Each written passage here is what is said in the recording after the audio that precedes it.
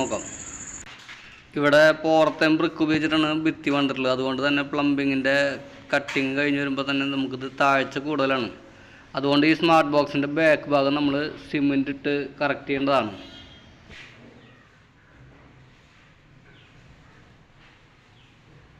Smart ബോക്സിൻ്റെ centre വരുന്നത് finishing ഫ്ലോറിൽ നിന്ന് 120 സെൻറ്റിമീറ്ററിലാണ്. അതുപോലെ സ്പൗട്ടിൻ്റെ ഹൈറ്റ് വരുന്നത് 75 സെൻറ്റിമീറ്ററാണ്.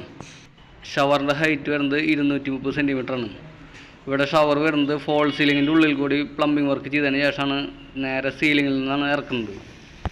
അപ്പോൾ നമ്മുടെ സ്മാർട്ട് ബോക്സിൻ്റെ ബാക്ക് ഭാഗം സിമെൻ്റ് ഇട്ട് ലെവൽ ചെയ്തിട്ടുണ്ട്.